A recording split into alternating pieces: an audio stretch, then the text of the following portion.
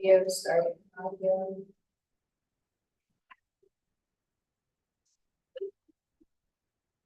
Good to go, Dan? Yes. Good evening. City of Plymouth Planning Commission meeting for Thursday, May 16th is now called to order. Members of the public attending in person may submit written public comment prior to the meeting by emailing your comment to the Planning Commission Secretary at unite@cityofplymouth.org before 3:30 p.m.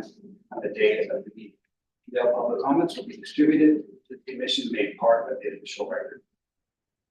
This meeting will be recorded. Council chambers are wheelchair accessible. Special accommodations may be requested by contacting the commission secretary 72 hours in advance of the meeting. Silence all cell phones or similar devices. Dan, can we have a roll call, please? Commissioner Kozer, Present. Commissioner Clackrell, Present. Vice Chair Sullivan, Present. Chair Mickelson. Present. Thank you. We have a quorum. And can we please stand for the pledge of allegiance?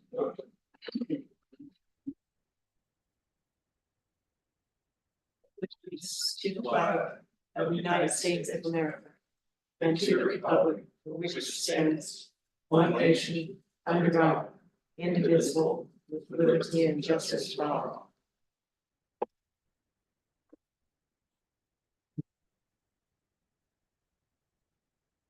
All right. Item 2 is the approval of the Planning Commission regular meeting agenda for May 16th. Was there a change? And yes, I wanted to say that Gary Houston resigned from the planning commission on May 9th, and he was left on the agenda in there. And with those changes, do we have a motion for the regular meeting agenda? I'll move that we approve the regular meeting agenda. Second. And a roll call? Commissioner Kozer, Yes. Commissioner Clackrell, Yes. Vice Chair Sullivan, Yes. Chair Mickelson. Yes. Motion passes. All right, item 3, public comment. Under the provisions of the California Code, citizens wishing to address the commission for any matter not on the agenda may do so at this time by completing and submitting a speaker submittal form to the Planning Commission Secretary or following the instructions noted on this agenda. Speakers will be called by the chair at the point on the agenda when their item will be heard. Speakers should keep comments to 3 minutes or less and state their name and community of residence. Under provisions of the California Government Code, the commission is prohibited from materially discussing or taking action on any item not on the agenda unless it can be demonstrated to be of an emergency nature or an urgent need to take immediate action arose after the posting of the agenda. With that, do we have any public comment?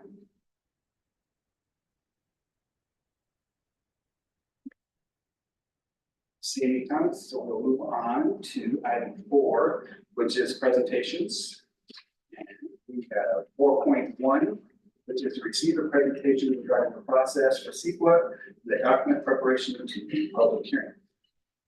And with that, we go over there. So this item is brought at the request of the Planning Commission. It's a discussion of what happens after a document is done. So there are 3 types of documents that might be prepared under CEQA. There's a mitigated or a negative declaration. There is an EIR, and there's many forms of an EIR. And then there can be a addendum to an EIR. That's another form of document. Erica, is your mic? Was, because again. Thank you. You can scroll down. Once the, let's say, preparer completes a document, there is a different path that each one will take. So the most simplest one is a negative or mitigated negative declaration. Once the preparer has drafted it, it comes to staff. We review it, make sure that everything's okay, see if we have any concerns, see if any additional concerns were raised in it that we need to be aware of. We might ask for edits, we might have a conversation, there's some dialogue that does occur there. If once staff is okay with it, the city's okay with it, Then what we would do is it goes out for public review, and it's a notice of public.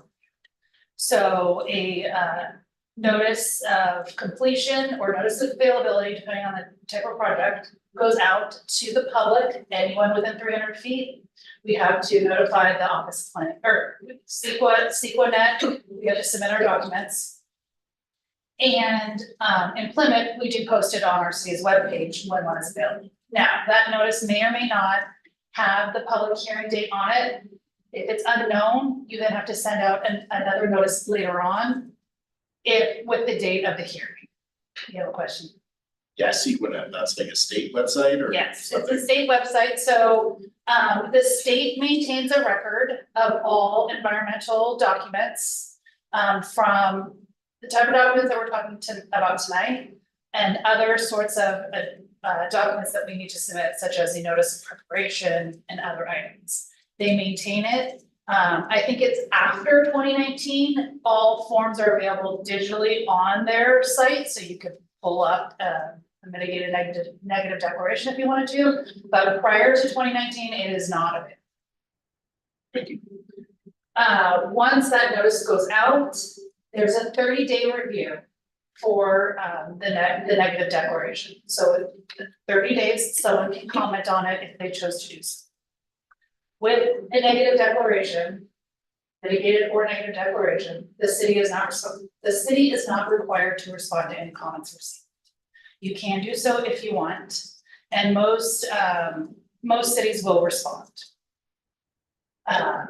Then that document, together with any responses to comments, if you chose to do so, goes before public hearing, a notice of public hearing. Again, you can combine your notice of availability, notice of hearing. You might not know though when you can take it to hearing. So again, you send out the notice again and it goes before the planning commission.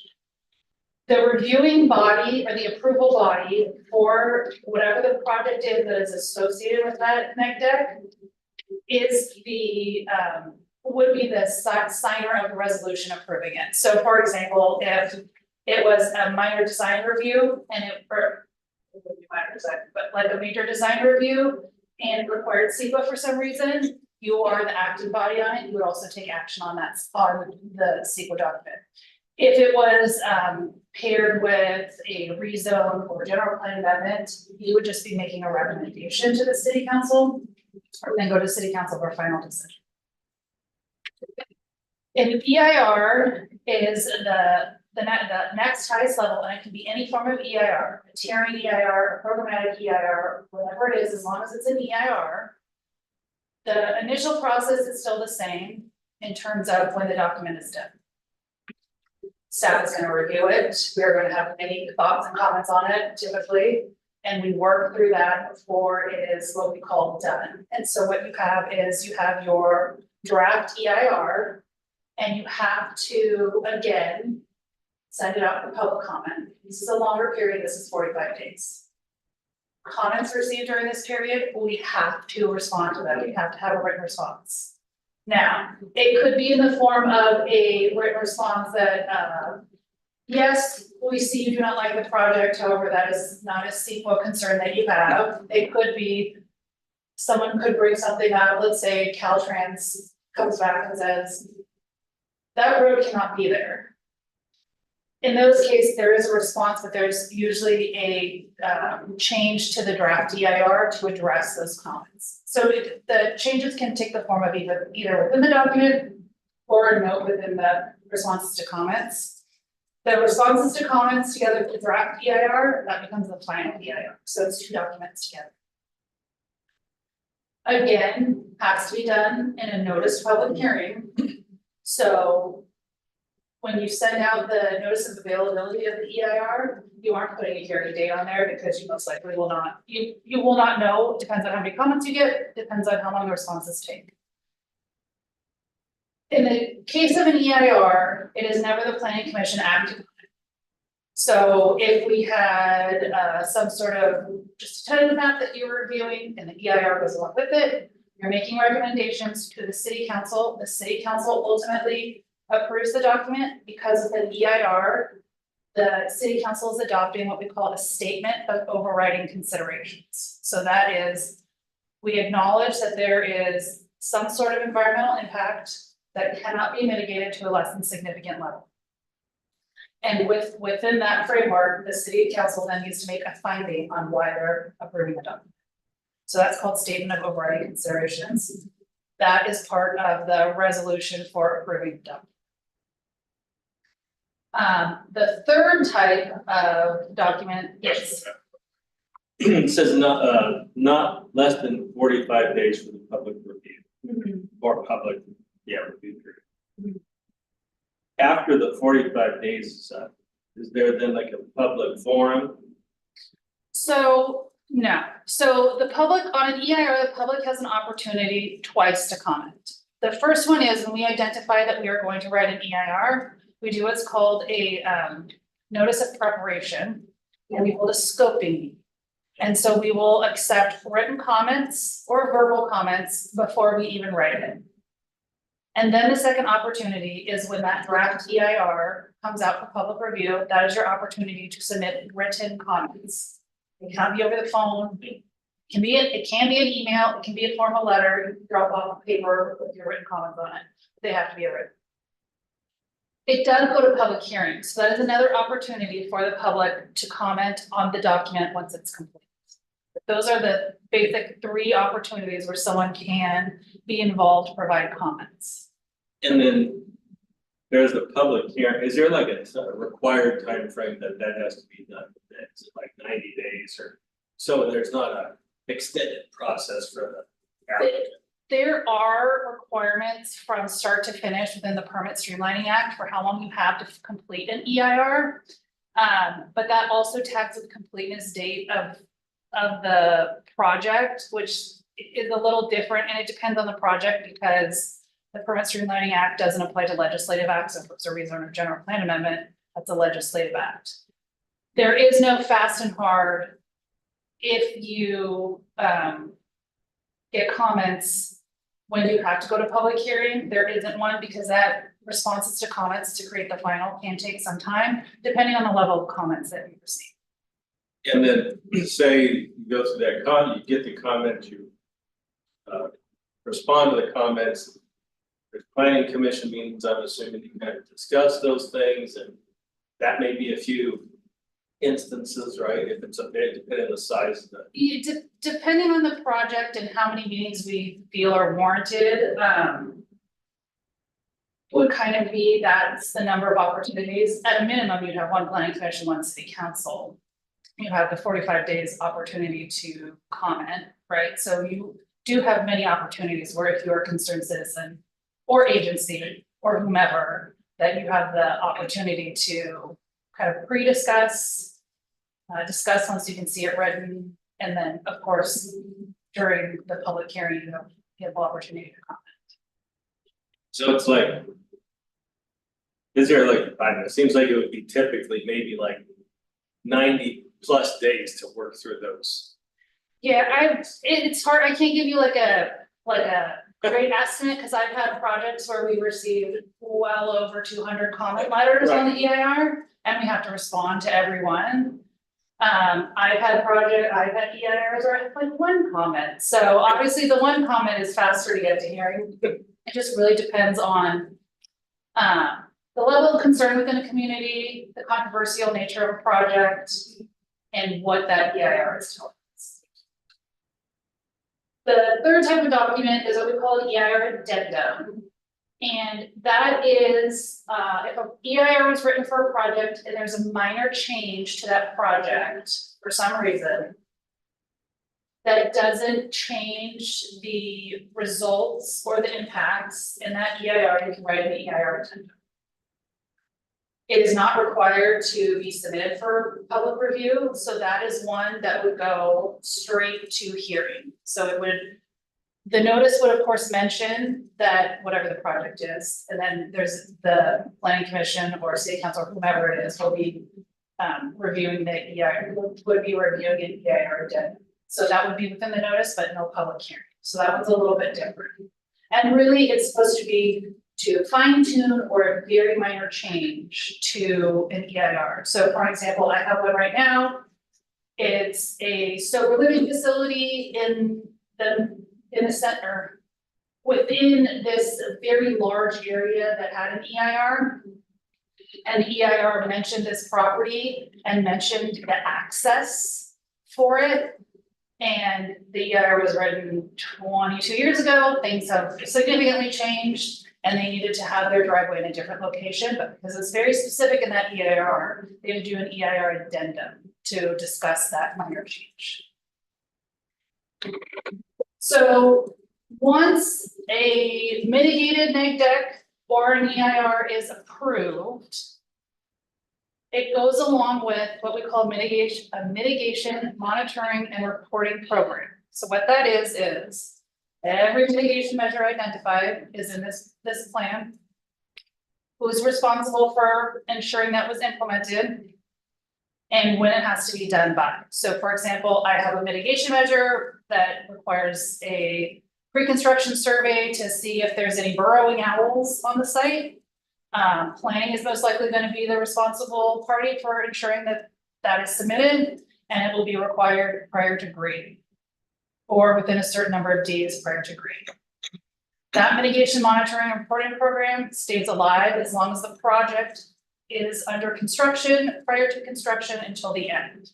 And so as planners, we have to ensure that it's continuously followed and all the mitigation measures are adhered to throughout the grading, improvement plans, and building permit process. And it doesn't stop until the project is completely over with, has been finalized, is occupied, whatever the situation may be.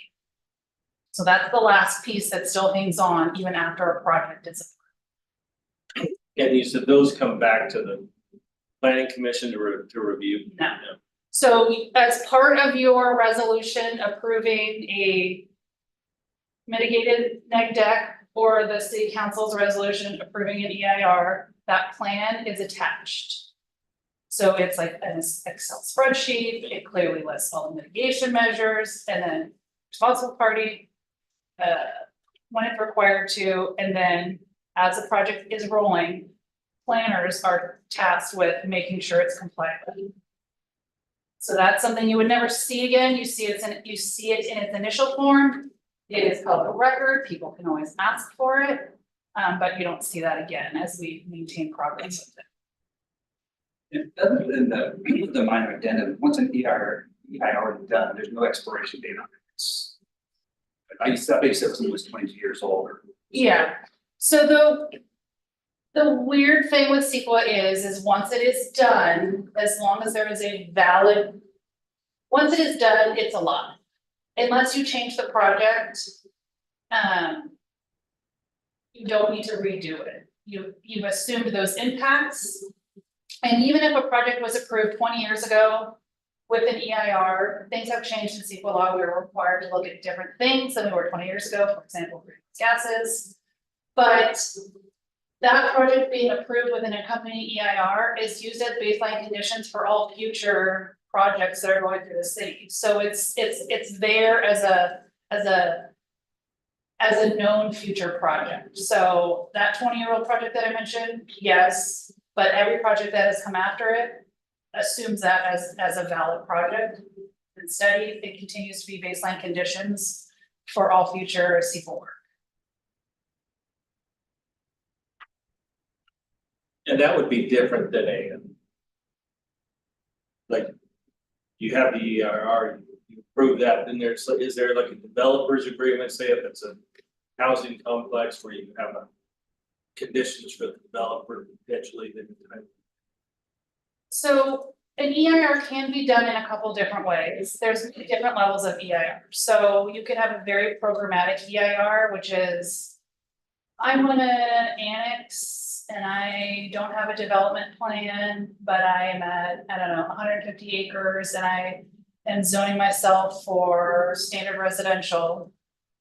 You can anticipate a number of units within that, but it's very broad, right? Let's say that gets approved, annexed, and then, I don't know, 3 years later, someone comes in and now they're coming in with a tentative map.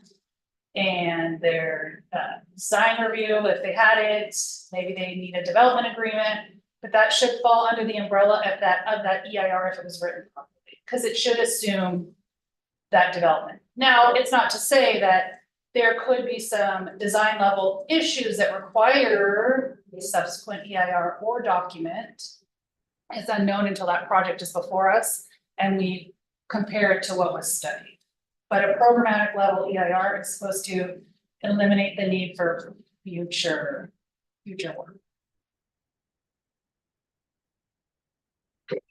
Any questions or comments? Yeah, I've got a couple questions. Okay. Well, how or when do we see the comments that people make? Submit? So you would not see the comments until public hearing. Because they're with staff. They are part of the public record, so someone can come in and ask for them. But they are with us as we work through completing everything. Okay, so they show up like in our packet.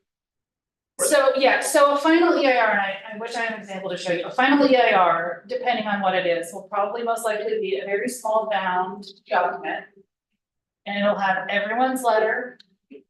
And then the responses to that comment. So someone gives us a 5-page letter, 5-page letter is in there, and then we're responding to all the comments made within it. Now, like I mentioned, sometimes it's a comment that doesn't relate to CEQA, like I don't like the design of it, it's ugly, that's not a CEQA thing. So you'll sometimes see it's not a CEQA issue, you know, as a response to comments. It just really depends on what people are doing.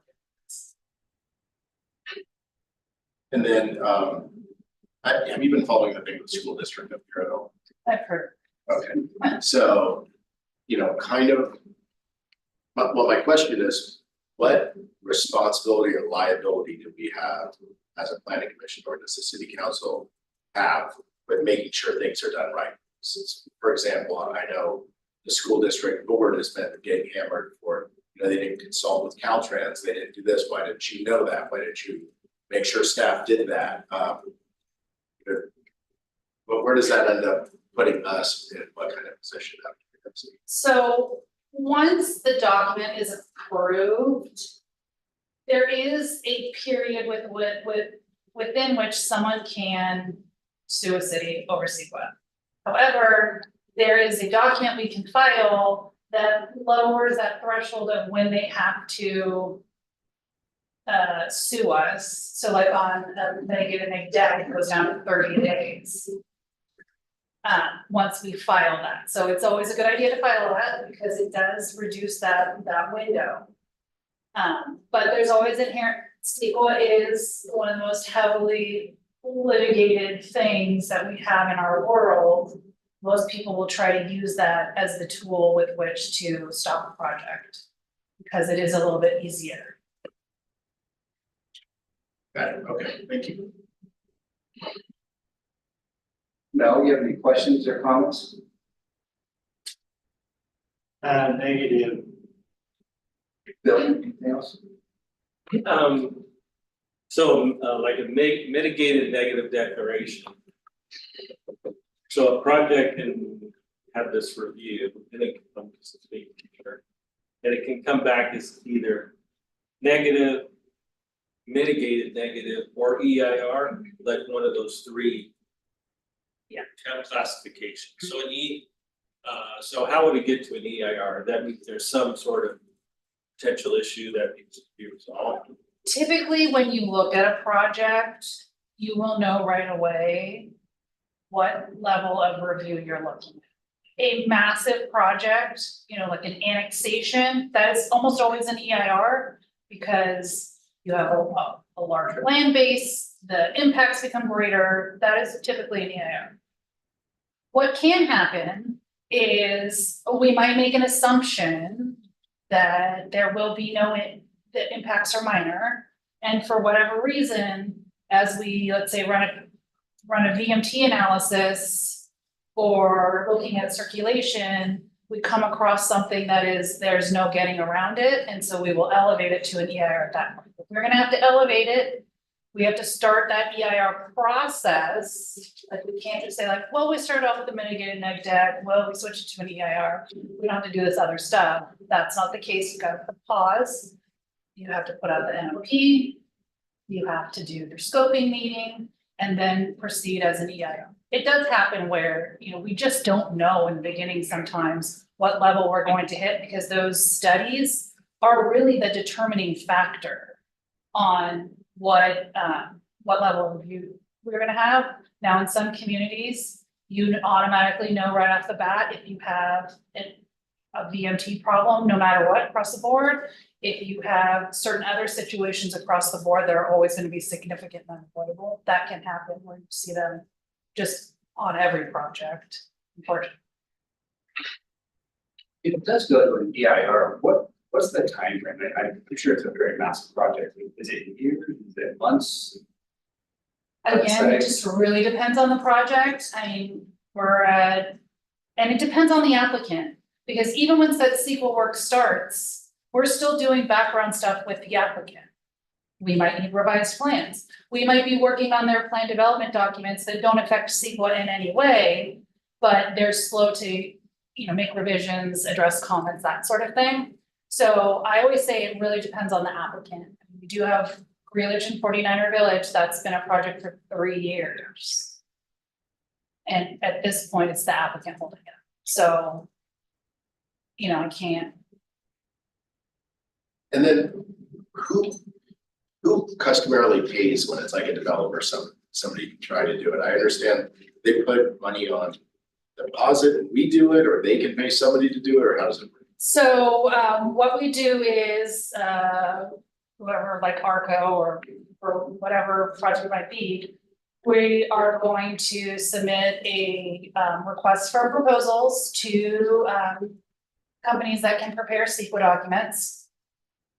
And then we are going to receive said proposals. We will select one. And then council has to authorize us to execute a contract. And then whoever it is, ARCO, Greelage, the hotel project, they have to pay for it. So they're paying the cost of that. So we hire, it's our people, our choice of who does. Yes. Okay, Some cities allow developers to hire their own person. Then when it comes to the city, it has to be peer reviewed. It's an awkward situation for a city to be in because then you're dealing with someone that someone hired, especially when you're asking for comments, so it's not my preferred way of doing things. But there are cities that do allow you to prepare your own and then bring it. awesome. And then one more question. So there's stuff, that obviously the city does that causes SQL to come into play. What particularly can a planning commission, what actions might we take that would cause it, like a zoning change require SQL, does a general plan amendment require SQL, any of that, anything we do? So you mean like a city initiated? Or just like a decision we make, like, I know we're gonna talk about general plan stuff. Or a zoning change or something, do those things require SQL?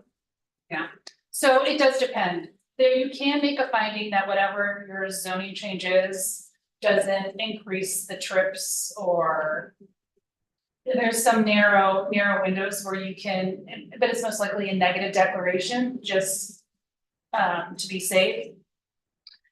There is a state law that says you can rezone a property to residential as long as there's no more than 10 units, and then SQL is exempt.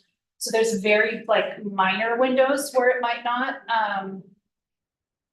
happen. I mean, when you adopt let's, for example, an ADU ordinance, or we're gonna amend the density bonus ordinance, those are not projects under SQL, so not to do SQL. But your general plan, we will be doing an EIR when I do it. Okay, thanks. Thank you, Eric. That's a great overview. Appreciate it. Okay, move to 4.2, which is a presentation regarding the process for updating the general plan. And actually, Eric. Okay, so again, at the request of the planning commission, this is a very brief overview on what a general plan update process looks like. It's a very long process, and there's a lot that goes into it. General plans, as we discussed at our prior meeting, are required by state law. The typical lifespan of a general plan is 15 to 20 years, with the caveat that If a city finds that the general plan is not working for them, if you are getting a significant number of requests for general plan amendments, if you have done everything that the general plan has asked you to do as part of your policies, then it is time for you to consider amending your general plan, because it's really no longer.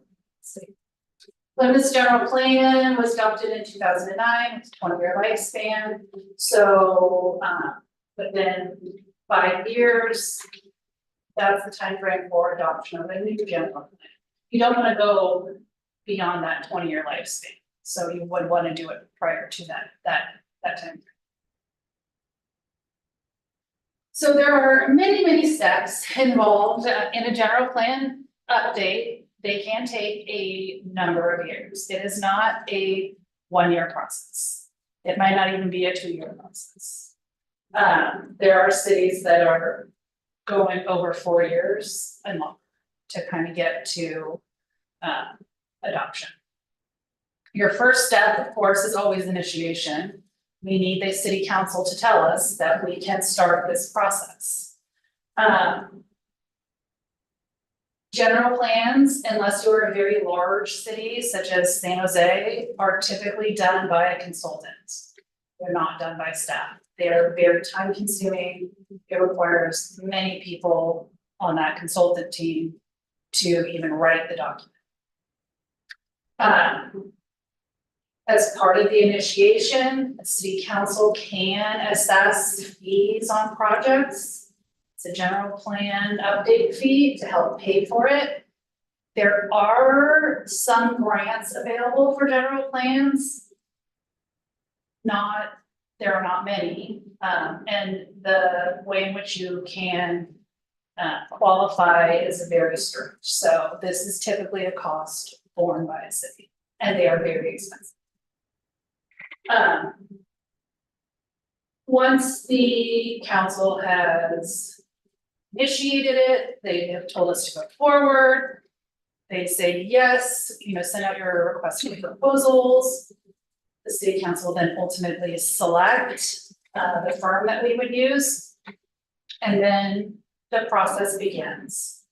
With the first major component of the general plan update is really public participation.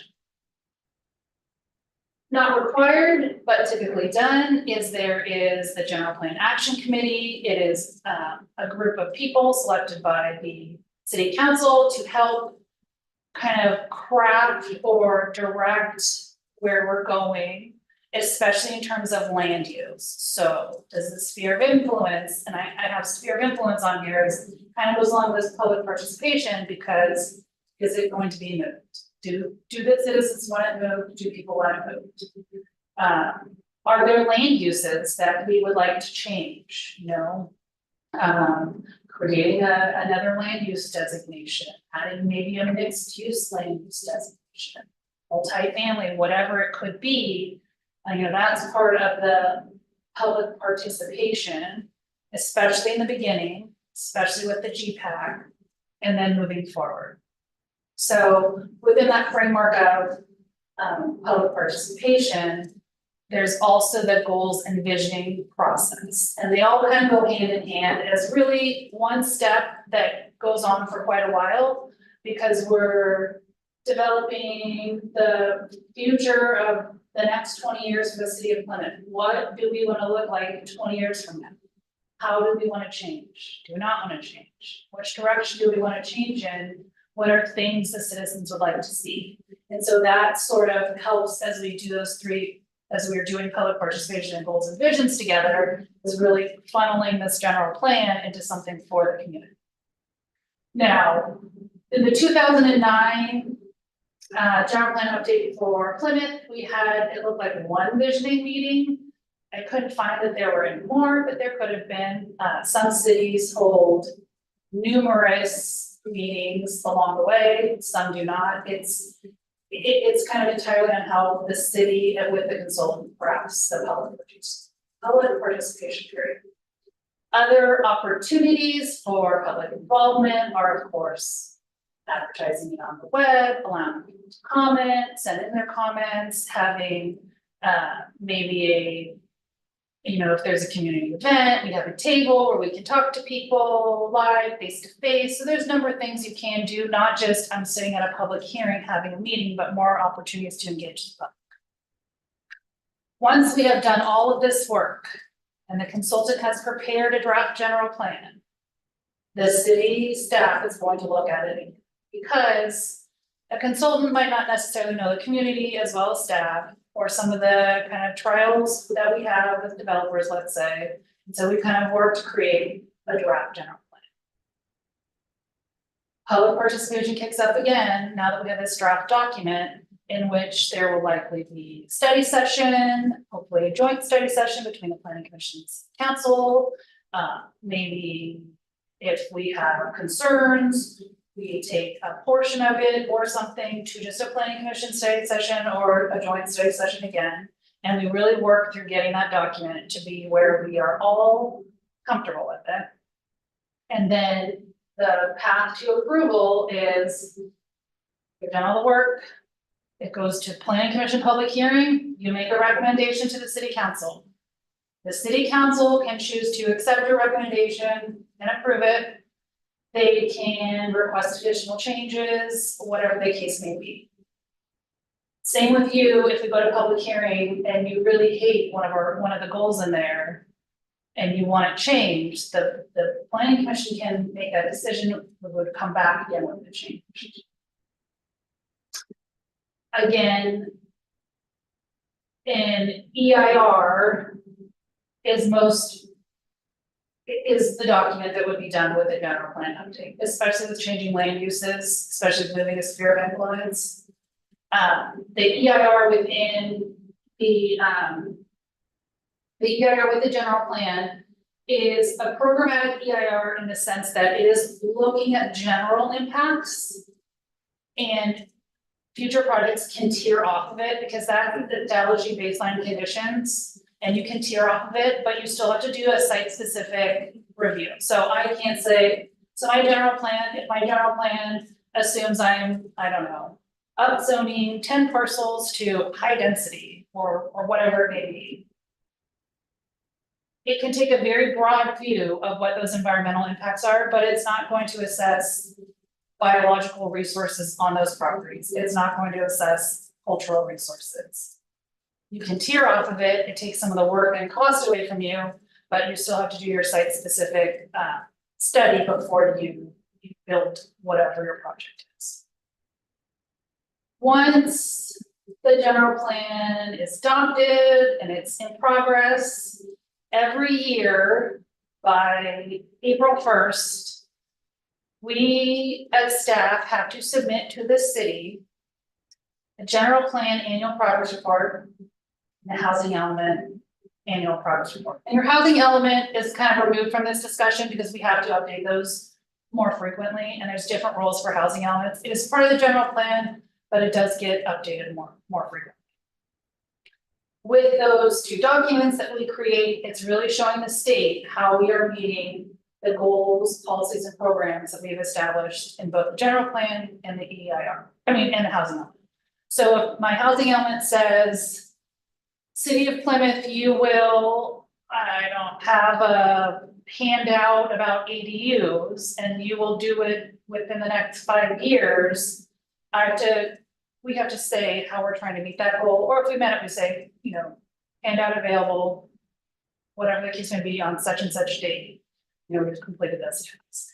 So that is something we are required to do once a year. We need to present it to both the planning commission and the city council.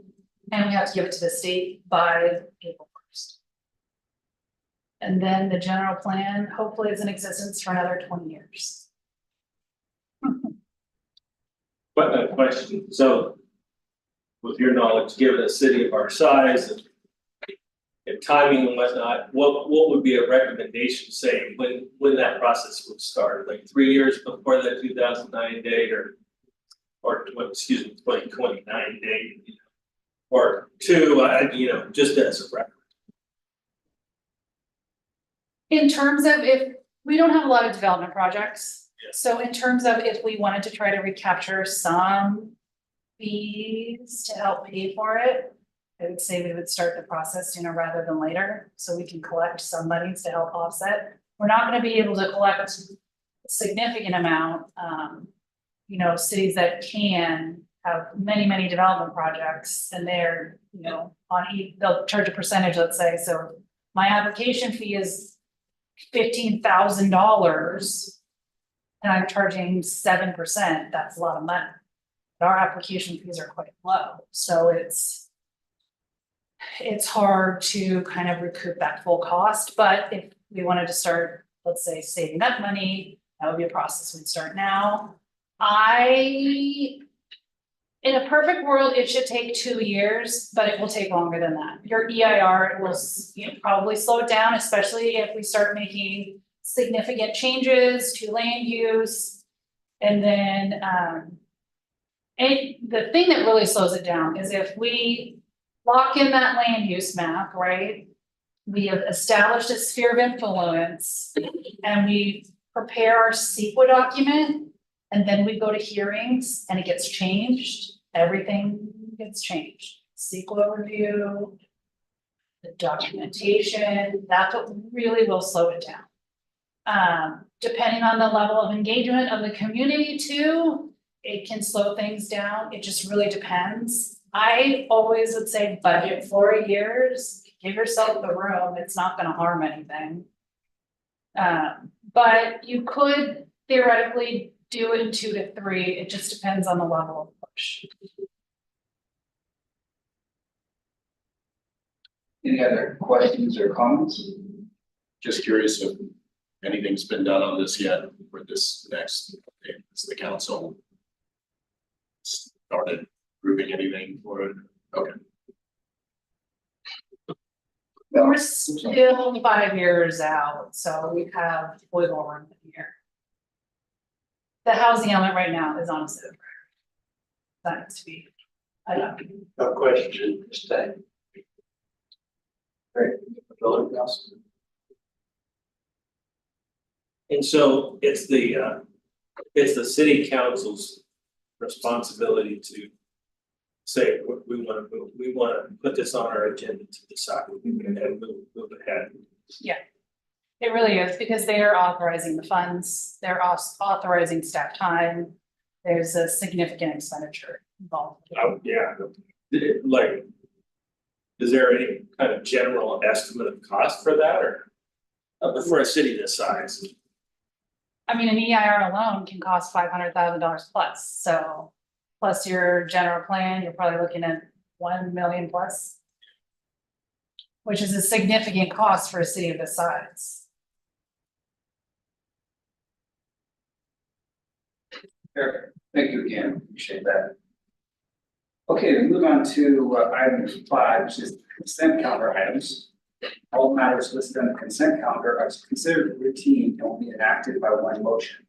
Discussion is required. That particular item will be removed from the consent calendar and will be considered separate. We have item 5.1, which is the minutes from the regular planning commission meeting of March 7th, 2024. Yeah, I think there was one correction. There were a few corrections. City Manager Margaret Roberts was not in attendance at that meeting, so I will be taking that off. Planner Fraser gave me some notes on 8.1 about what the consensus of the commission was, so that is going to get updated. And also the wishes of the commission for 8.2. So those will be updated and available on the website. Okay, so 5.1 will reflect the changes that they read out. For any public comments? I wanted to also mention that I didn't receive any email public comment for this meeting. And so. Perfect. Okay, do we have a motion? Minutes. Sure, I'll move that we approve the minutes, given the correction.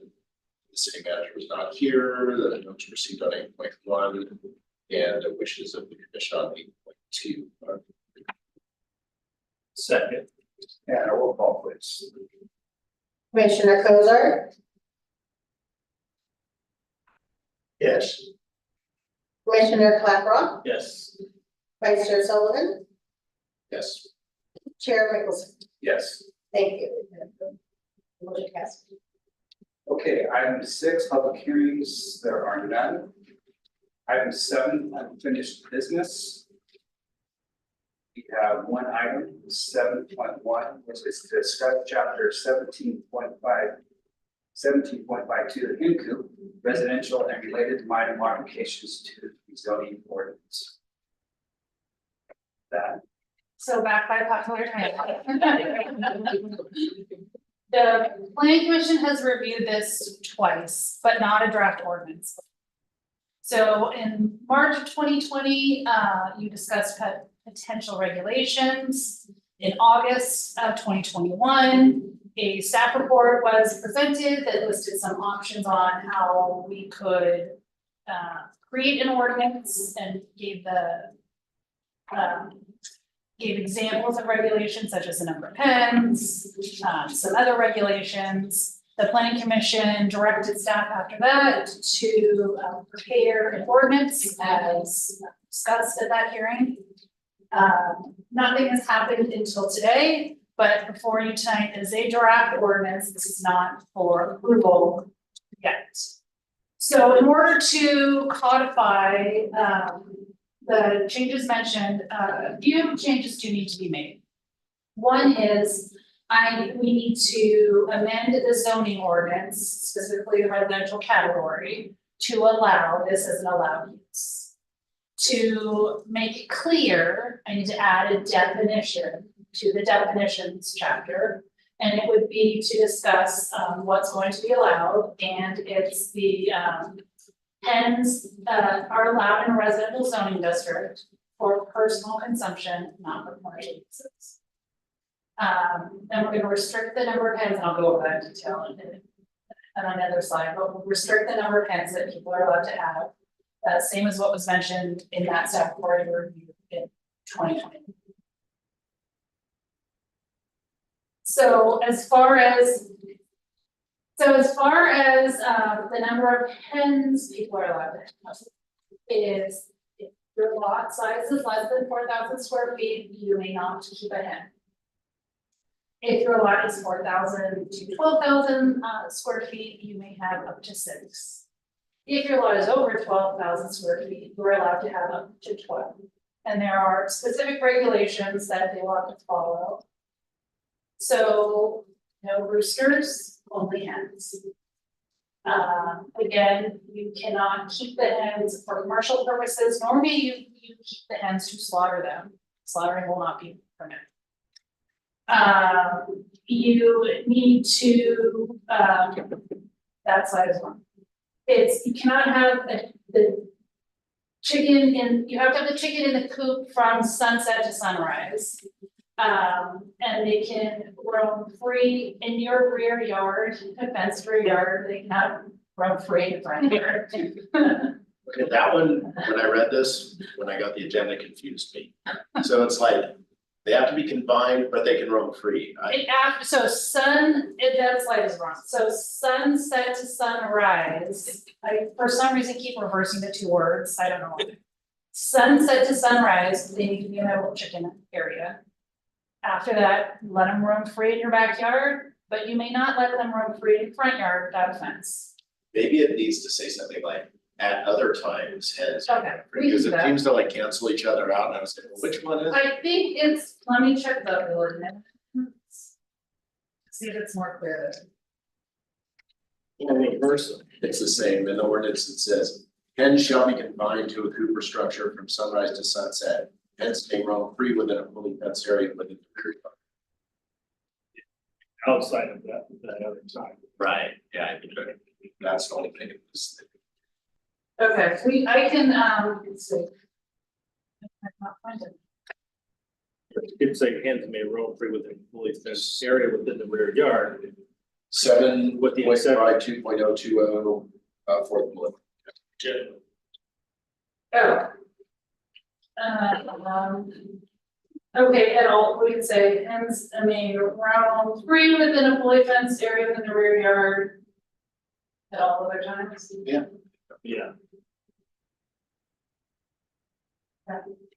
I'll make sure that's in that line. Hens shall not make continuous or excessive noise. Next slide.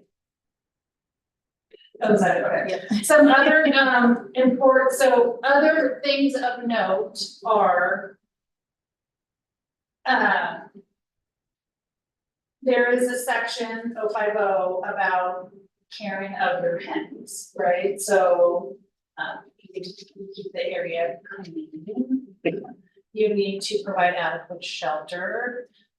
You need to provide nesting boxes. You need to provide adequate food, ventilation. So those are some care of the hens. Some important things to note is you don't just get to put your chicken or hen coop anywhere you want. There are some setback requirements. So 5 feet from your property line at a minimum and 25 feet from any habitable structure. So if your neighbor happens to have a house 5 feet from your rear yard property line, you don't get to stick your hen coop 5 feet from the property line, you're only 10 feet away from it. Really, it's to provide a nice buffer. They can be loud. Not taking care of it properly, it can be smelly. So we're trying to give some sort of a buffer for neighbors. And then enforcement, there's an enforcement section, enforcement will be carried out by a code enforcement officer, and it really be if someone is doing something that didn't follow this code. They're not requiring a permit, we're not recommending a permit for people to do this. They would have to just comply with it. So if there was a, like, you're in this neighborhood and it's really dense, you may not be allowed by virtue of space. It depends, I mean, I guess you could probably stick it in the middle of your yard if you wanted to, it just depends on the size of your property, the location of where those houses are, and where you can put it. If you have a 20-foot rear yard and the neighbor to your rear is, I don't know, 20 feet back, there's already quite a separation there, you could probably fit it in quite easily. And then where it says commercial purposes, would that include like the hens produce eggs and you can't sell the eggs? No, it's really supposed to be for personal use, so no, you can't have, Okay. I don't know, 6 hens and I'm selling all of my eggs to a grocery store. Yeah. It's really supposed to be just for personal consumption as a residential use. If you are a large property and you do commercially have chickens, that there's a separate zoning restriction which that is allowed and separate regulations for that.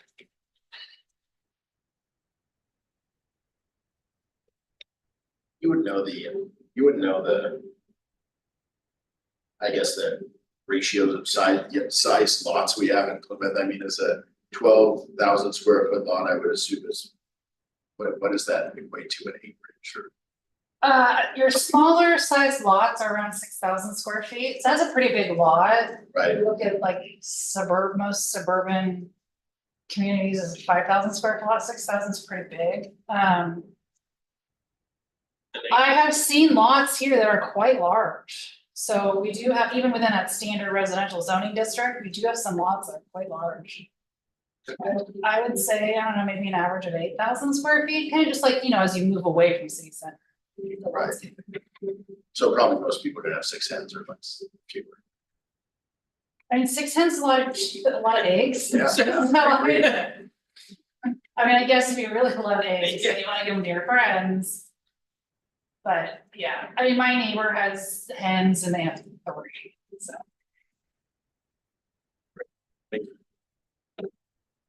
So as far as this time, because you just want comments. So this is just, sorry, I should have got a little sidetracked here. This is just comments. We are not adopting this tonight. I have the one change that I'll make. This has to go before a noticed public hearing. We properly notice it, and then you will make a recommendation to the city council, who ultimately would be the deciding body. And this is an ordinance, so first reading is the public hearing. Second reading typically goes on consent calendar. Once second reading, it's 30 days to adoption. So we're still a little a ways away because there's that time factor before it takes effect. So, the, resident would not need to apply, they just, this is, They have to follow the rules. follow. But if they don't follow the rules, we have to get an inspection warrant, and all that kind of business. Then code enforcement proceedings start, much as the same as if, I don't know, you're building something on your property that you're not supposed to. Right. Or, I don't know, you're operating a commercial use in your single family dwelling, same enforcement applies. Any other questions or comments? Or changes. in what you do. Changes? Yeah. The one sheet, right? I have the one change written down, I'll make that change. Great, thank you so much. Okay, now we see here, item 8, new business, we have none. Item 9, reports. Let's start with the commission, Mike, you have I do not. no, any report? Nothing here. No, Nothing here. no, I do not. Sarah, anything to report? Other than we already done. I do not, but I completely forgot that you requested a list of our ongoing projects. I will have that at the next meeting. Awesome, thank you. City manager? Don't forget the flea markets on Saturday. Yes. And come hungry, because the breakfast in here is always good. It's the interactive with kids from the high school, so it's nice. Sure. All right, well, with that, it, meeting is